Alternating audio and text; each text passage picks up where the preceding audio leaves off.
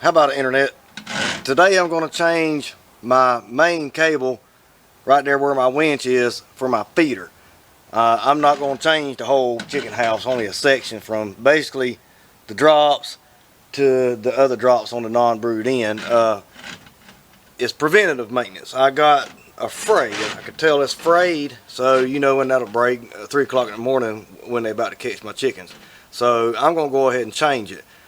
This is all you need to change it. It's pretty simple. You need some cable. This is 3/16 what we use. I've seen some people put 1/4 inch. I don't know. It could be better.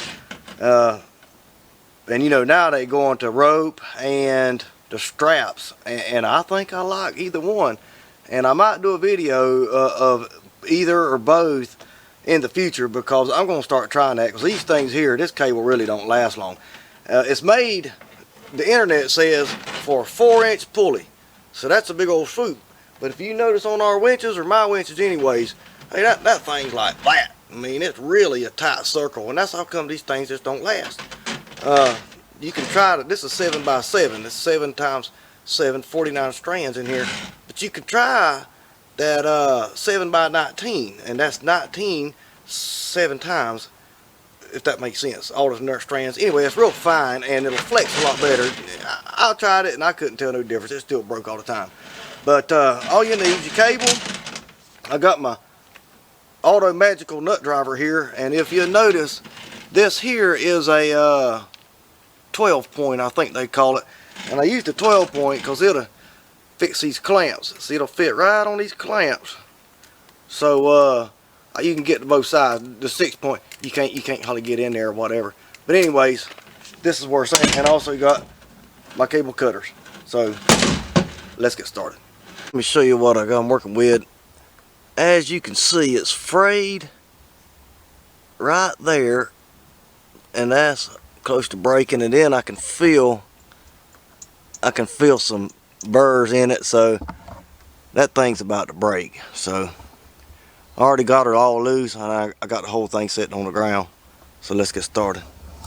Alright, on this first one here, I'm going to cut it about 2 foot from the first drops. And right here, this is where all the drops are double backed at. So you can kind of see the mess of pulleys. I don't want to get into that. So we're going to cut it about right here. Next, I'm going to make a loop in this. This is the most important part of these feeders, and I'll talk more about that in a minute.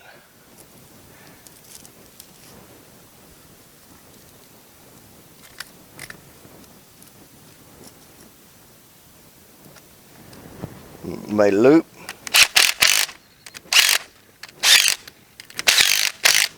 When you're using these magical nut drivers here, when you start tightening these bolts, you need to hit them a little bit. If not, it'll shake the rest off. So kind of snug them all down and then go back, torquelize them. I just torque them to the max. Usually good enough. I know the old cable's still in there, but I'm going to kind of use it for a guide to make sure I go over and through and by everything, the wires and everything, same way the old one was, because the old one was not rubbing or anything. So let's go ahead and pull her down. All right, I am back at my first loop I made. This is the brood end. Not that it makes any difference. But I got my cable stretched out over my fill system and my middle curtain, and it's already into the non-brood end.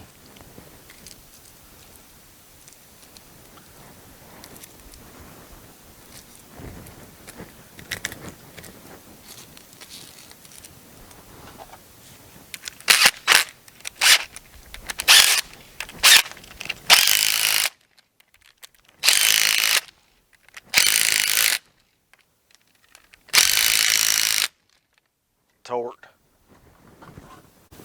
Alright, now on the non-brood end, I'm going to do the same thing. I'm going to cut this I got my drops right here, double back ones. I'll give it about 2 feet. I'll go ahead and cut my main cable, and this is, I don't have it too tight. I got a sag. It goes up to the ceiling where the fill system is, but it's sagging down probably 2 or 3 feet, something like that. I ain't gonna get super, just don't want to cut it short. So long, better too long than too short.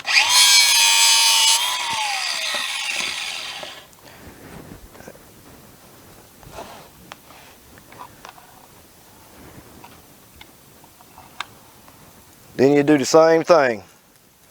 We're gonna make a loop. Put these clamps on.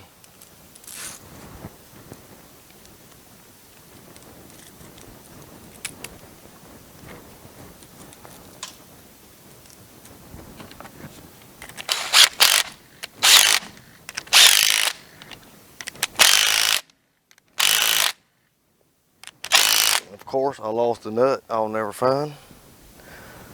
That's okay. I'll have to rob one off of this clamp. It happens.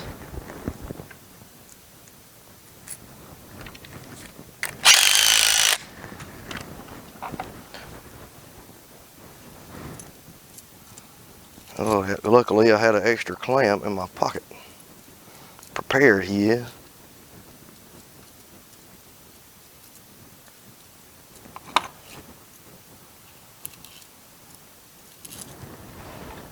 I'll talk to you more about why I'm doing it like why I'm doing it like this with the 2 loops. I'll talk to you more about that in a minute. But this is just how I was taught. So that's how I've always done it.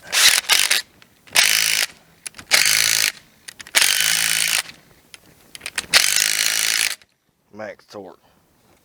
All right, that cable is all ran. The only thing we got to do is hook it to the winch and zip her up. I know you can't see too good from that far away, especially the workings of my winch here. But I like to get up here with just the regular drill so I can get this thing right here in my teeth. That way when something happens, it'll break my tooth out. But I got a J-hook. That's all that is, kind of ground it down where it fits into my drill. Be careful, because that thing can break your finger off when you go to tighten that up. But if you're up here with it, I can work all my lines and everything. See, what I try to do is get it equal on both ends. I don't want one end to lift up higher than the other, but they always do. It usually takes 3 times before you get it right. And when you got the 2 sides of the winch, the upper side, on my farm anyway, needs to go to the non-brewed end. That way it's over my fill pipe as much as it can be, and there's nothing over here. So I'm going to kind of guess at it. Put that one over there. So that's probably exactly the wrong spot, but I'm just going to start.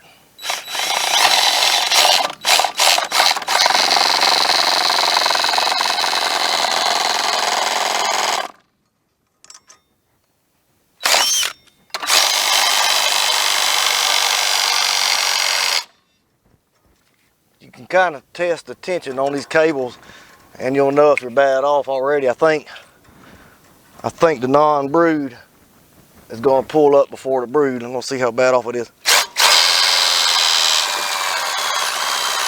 And see, I got to put this thing in low.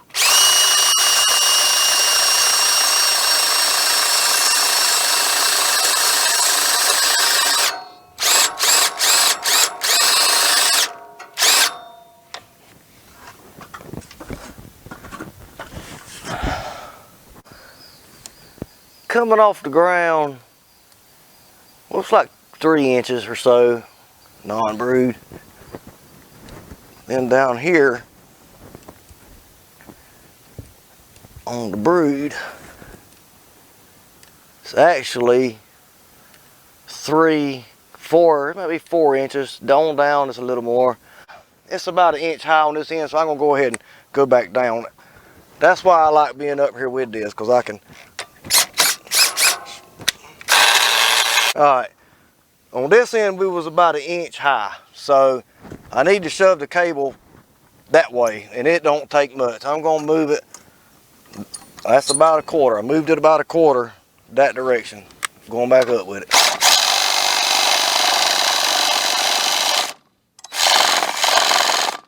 And I like being up here because I can help guide these for the first time and try to keep them straight.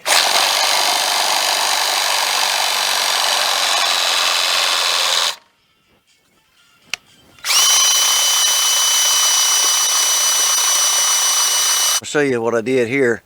You see I got the existing line connected to my new line, which runs down to the winch that I miraculously did a pretty good job on getting that thing level. Then it runs over all that stuff, and then here's my other junction.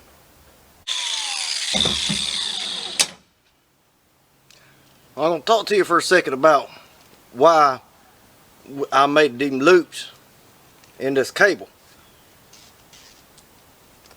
Because this way, when I loop it like so and stack 2 clamps on either side, it won't pull out. I don't know, something scientific, that's all I can tell you. But you ain't got to. I mean, if you want to, you can lay them side by side and you can stack 27 clamps down it and it might hold. But the stake-ons with the big crimps, they work pretty good. I would probably still do my loops, but you know, you can do whatever you want to because you're going to anyways. Well, if you like the video, want to see more chicken house stuff, I ain't perfect. Everybody does it different. I don't care. I do stuff how I do it. Some stuff works, some stuff don't, but you might get a different opinion on how you could do something. Might be easier, might be harder, I don't know. But if you like the videos, subscribe, ring the little bell thing, it does something or another, and we'll see you next time.